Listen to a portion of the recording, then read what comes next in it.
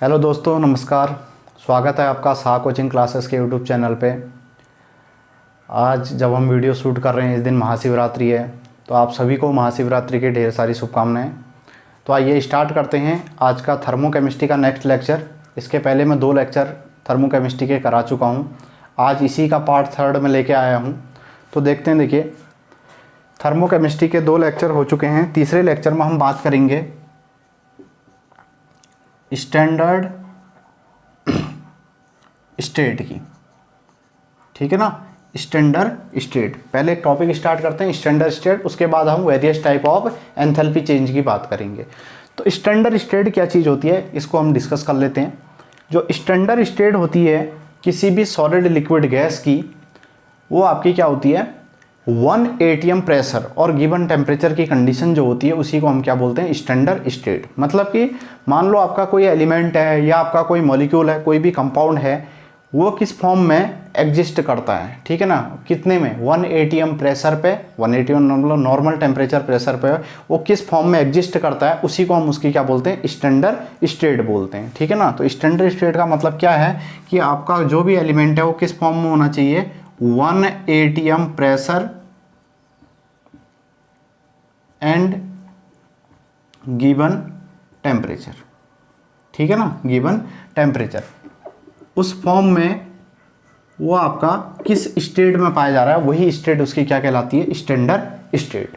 अब आप कहोगे सर जरा एग्जाम्पल भी बता दो, तो एग्जाम्पल भी देख लेते हैं भाई। देखिए हमारे पास क्या है, मान लो कोई सॉलिड है, सॉलिड का मैं एग्जाम्पल लेता हूँ, कार्बन से लेके चलते। देखिए, तो कार्बन को आप जानते हो, कार्बन जो होता है वो किस फॉर्म में एग्जिस्ट करता है, ग्रेफाइड फॉर्म में एग्जिस्ट करता है। कार्बन की जो स्टैंडर्ड स्टेट वाली फॉर्म होती है, कौन सी फॉर्म होती है, ग्रेफाइड फॉर्म। अगर कार्बन ग्रेफाइड लिखा हुआ है तो आप समझ जाइए कि ये क्या है, इसकी स्टैंडर्ड स्टेट है। इसी तरीके से सल्फर जो होता है वो क्या होता है, रोम्बिक फॉर्म में पाया जाता है। ठीक है, सल्फर रोम्बिक भी होता है और मोनोक्लिनिक फॉर्म भी होती है उसकी, लेकिन जो सल्फर होता है वो स्टैंडर्ड स्टेट में रोम्बिक फॉर्म में पाया जाता है। कार्बन अपना ग्रेफाइड फॉर्म में पाया जाता है। पानी आपका लिक्विड फॉर्म में पाया जाता है। ठीक है ना, O2 आपका गैस फॉर्म में पाया जाता है। इसी तरीके से सॉलिड हो, लिक्विड हो, गैस हो, ये 1 atm प्रेशर और गिवन टेम्परेचर में जिस भी स्टेट में पाए जाएंगे उसे उस एलिमेंट की हम क्या बोल देंगे, स्टैंडर्ड स्टेट बोल देंगे। ठीक है, अब देखिए भाई, इस स्टैंडर्ड स्टेट का हमारा आगे के टॉपिक्स में क्या लेना देना है, तो बहुत लेना देना है। देखिए भाई, जब हम डेल्टा HF निकालते हैं, हीट ऑफ फॉर्मेशन निकालते हैं, तो वहाँ पे काम की चीज़ बन जाती है। क्यों, क्योंकि जो डेल्टा HF होता है, ठीक है, डेल्टा HF क्या होता है, 0 होता है जब भी कोई एलिमेंट क्या हो, ठीक है, किसके लिए, for an element at standard state. ठीक है ना, तो स्टैंडर्ड स्टेट में क्या होता है, डेल्टा HF 0 होता है किसके लिए, किसी भी एलिमेंट के लिए। अब एलिमेंट क्या चीज़ होती हैं, तो आप जानते हो पूरी पीरियोडिक टेबल में जो भी रखे हुए हैं सारे एलिमेंट है। एलिमेंट वो स्पीसी होती हैं जिसको ब्रेक करने के बाद कोई नया चीज़ हमको जनरेट नहीं होता, डिसोसिएट करने के बाद कोई नई चीज़ नहीं मिलेगी। आयरन, लोहे के टुकड़े को तोड़ोगे तो लोहे का ही टुकड़ा मिलेगा, प्लास्टिक नहीं मिलेगा, है ना। कॉपर के वायर को तोड़ोगे, ब्रेक करोगे तो दूसरी भी कॉपर की, 2 टुकड़े करोगे दोनों वायर कॉपर की ही कहलाएंगी। ठीक है, इस तरीके से क्या होता है, जो ब्रेक करोगे तो दूसरी चीज ना मिले। अब जैसे हमको यहाँ पे रिएक्शन में कंफ्यूज करने वाली चीज क्या है, जैसे O2 है भाई, क्या O2 एलिमेंट है, यस ऑब्वियसली O2 एलिमेंट है। क्यों है O2, क्योंकि इसको जब ब्रेक कर रहे हो तो एक ऑक्सीजन और दूसरा भी क्या मिल रहा है, ऑक्सीजन ही मिल रहा है। तो ऐसे फॉर्म को हम क्या बोलेंगे, एलिमेंटल फॉर्म बोलेंगे, बशर्ते O2 गैस फॉर्म में यहाँ पे लिखा होना चाहिए, तो इसकी एलिमेंटल फॉर्म कहलाएगी। ठीक है, तो ये फॉर्म होती है एलिमेंटल फॉर्म। तो ये तो होता है आपका स्टैंडर्ड स्टेट। ठीक है, तो ये चीज़ आपके समझ में आ गई होगी। अब मैं बात करता हूँ various type of enthalpy change की। ठीक है, अलग अलग टाइप की एंथैल्पी चेंज को हम डिस्कस करते हैं। ठीक है, various types of enthalpy change, अलग अलग टाइप के एंथैल्पी चेंज, अलग अलग टाइप के एंथैल्पी चेंज को डिस्कस करते हैं। ठीक है, तो इसमें क्या क्या है भाई, अलग अलग टाइप के एंथैल्पी चेंज को बात करोगे तो पहला होता है enthalpy of formation. Enthalpy of formation जो बड़ा इंपॉर्टेंट है, ठीक है। एंथैल्पी ऑफ फॉर्मेशन बहुत ज़्यादा इंपॉर्टेंट है, इससे रिलेटेड न्यूमेरिकल भी पूछे जाते हैं एग्ज़ाम में, कॉम्पिटिटिव एग्ज़ाम में भी पूछे जाते हैं। डेल्टा एच एफ से हम इसे रिप्रेजेंट कर देते हैं। दूसरा होता है आपका heat of combustion, heat of combustion, ठीक है, डेल्टा एच सी से इसे रिप्रेजेंट करते हैं। तीनों को डिस्कस करेंगे। तीसरा होता है आपका heat of neutralisation, heat of neutralisation, ठीक है। ये तीन होते हैं, डेल्टा एच एन बोल सकते हो, ठीक है। वैसे तो ये होगी तुम्हारे, ठीक है। तीन टाइप के होते हैं, तो फर्स्ट, सेकंड और थर्ड। तो बारी बारी से इनको डिस्कस करेंगे। सबसे पहले हम एंथैल्पी ऑफ फॉर्मेशन की बात करेंगे, ठीक है। एंथैल्पी ऑफ फॉर्मेशन बड़ा इंपॉर्टेंट टॉपिक है, इसको हम डिस्कस करते हैं। एंथैल्पी ऑफ फॉर्मेशन को देखिए भाई, एंथैल्पी ऑफ फॉर्मेशन क्या चीज़ होती है, इसके बारे में चर्चाएँ करते हैं। एंथैल्पी ऑफ फॉर्मेशन किसी भी रिएक्शन के लिए तब निकाली जाती है जब क्या हो रहा होगा, 1 मोल सब्सटेंस बन रहा होगा, ठीक है ना। देखिए क्या होती है, अगर हम डेफिनेशन के बेसिस पे जाएं, व्हेन 1 मोल सब्सटेंस, जब भी क्या हो रहा होगा, 1 मोल सब्सटेंस फॉर्म हो रहा होगा, फॉर्म्ड, ठीक है ना। When 1 mole substance formed from किससे, इट्स, किससे बनेगा, इसके जो कॉन्स्टिट्यूएंट पार्टिकल्स होंगे, कॉन्स्टिट्यूएंट्स एलिमेंट, ठीक है, फॉर इट्स कॉन्स्टिट्यूएंट एलिमेंट्स, क्योंकि उसके कॉन्स्टिट्यूएंट एलिमेंट से बनेगा, ठीक है। When 1 mole substance formed from its constituent elements, then the amount of energy, then the amount of heat बोल सकते हो, हीट एब्जॉर्ब्ड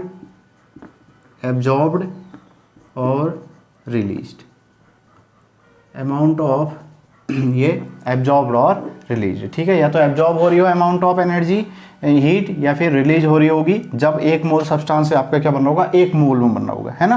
1 मोल की बात कर रहा है, ठीक है। तो number of moles equal to क्या होता है, मास अपॉन मोलर मास होता है, ये आपको पता भी होगा फॉर्मूला, ठीक है। तो 1 मोल बन रहा है भाई, ध्यान में रखना, 1 मोल, ठीक है। 1 मोल की डेफिनेशन आप मोल कॉन्सेप्ट आपने पढ़ा है, इसके पहले चैप्टर मोल कॉन्सेप्ट चैप्टर पढ़ के आए हुए, ठीक है। तो मोल कॉन्सेप्ट आपको आना चाहिए। तो the amount of heat absorb और released at its standard state. तो देखिए मैंने कहा था ना स्टैंडर्ड स्टेट, तो ये वर्ड यहाँ पे आ चुका है। तो अपने क्या होनी चाहिए, जो एलिमेंटल फॉर्म है या जो भी है स्टैंडर्ड स्टेट में होने चाहिए, कंपाउंड है, ठीक है। ये सारे के सारे अपने क्या होनी चाहिए, स्टैंडर्ड स्टेट में पाए जाने चाहिए, ठीक है।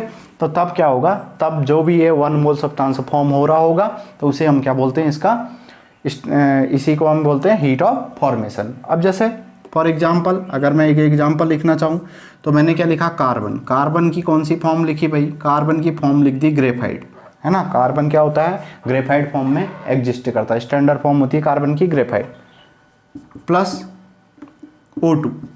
O2 आपका गैस फॉर्म में एग्जिस्ट करता है, जानते हो आप। और बना क्या, बना आपका CO2 गैस, ठीक है। यहाँ से जो भी एनर्जी निकल के आई ये होती है, इस रिएक्शन को बहुत बार आप देख चुके हो, ठीक है। तो ये क्या होती है, कार्बन ग्रेफाइट प्लस O2, इसका 1 मोल बना CO2, ठीक है। तो डेल्टा HF कितना निकल के आया, -393.5 किलोजूल पर मोल निकल के आया, ठीक है। तो ये इस रिएक्शन की क्या है, हीट ऑफ फॉर्मेशन लिखी हुई है, ठीक है। तो ये हम जब भी हीट ऑफ फॉर्मेशन, अब इस रिएक्शन के लिए हीट चेंज निकालना है, तो डेल्टा H कैसे निकालेंगे, हीट चेंज को कैसे निकालते हैं।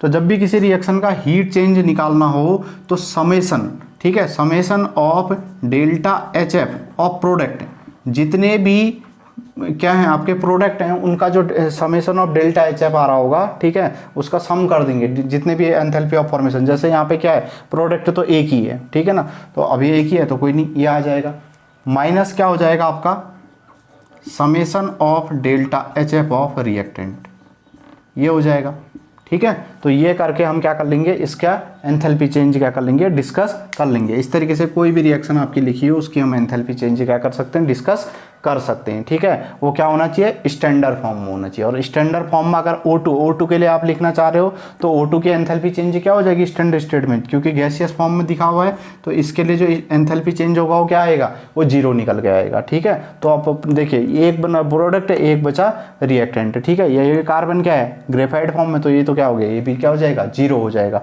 तो ये जो एंथैल्पी चेंज हो जाएगी, हीट ऑफ रिएक्शन हो जाएगी, वो किसके बराबर हो जाएगी, CO2 के बराबर। ठीक है, तो इस केस में ऐसा ये निकल के आ जाएगा, क्योंकि ये भी जीरो होगा और ये भी अगर एलिमेंटल फॉर्म है तो ये भी जीरो होगा। तो जो डेल्टा HF है वो किसके हो जाएगी, ये जो CO2 का हो जाएगा, यही तुम्हारा इस रिएक्शन के लिए भी होगा। ठीक है, तो इस तरीके से आप इसे कैलकुलेट कर सकते हो। तो इससे रिलेटेड मैं एक न्यूमेरिकल कराता हूँ, तब आपका ये कॉन्सेप्ट और ज़्यादा क्लियर हो जाएगा। ठीक है, तो इसको नोट कीजिए।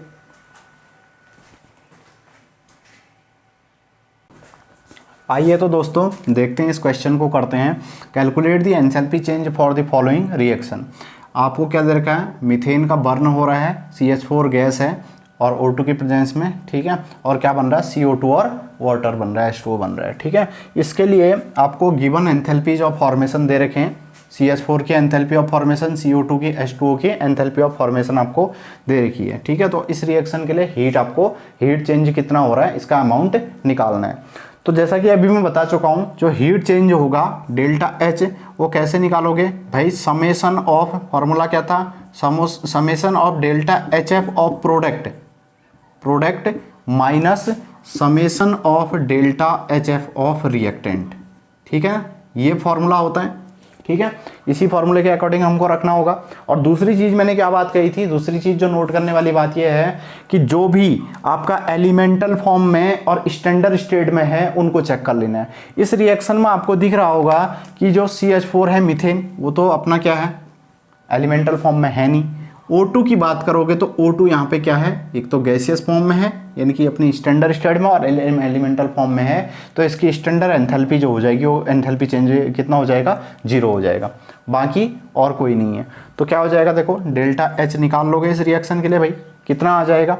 तो सबसे पहले क्या है, प्रोडक्ट के साइड में देखो, प्रोडक्ट के साइड में CO2 दे रखा है आपको और वाटर दे रखा है। तो प्रोडक्ट साइड में CO2 और वाटर, CO2 के लिए आपको दे रखी है और वाटर के लिए भी दे रखी है। तो CO2 के एंथैल्पी चेंज कितना दे रखा है, माइनस का 393.5 किलोजूल पर मोल है। ठीक है, और उसके बाद आगे फिर क्या है, प्लस करोगे, क्योंकि समेशन करना है तो प्लस करोगे, और प्लस करोगे तो क्या आ जाएगा, प्लस करने के बाद आप जानते हो कि ये है आगे, और लेकिन प्लस माइनस का सिंबल है तो प्लस माइनस माइनस हो जाएगा 286.2, फिर माइनस आगे देखो डेल्टा HF ऑफ रिएक्टेंट क्या बचा, ये तो जीरो हुआ, बचा CH4 मीथेन, और मीथेन का पहले से ही माइनस लगा हुआ।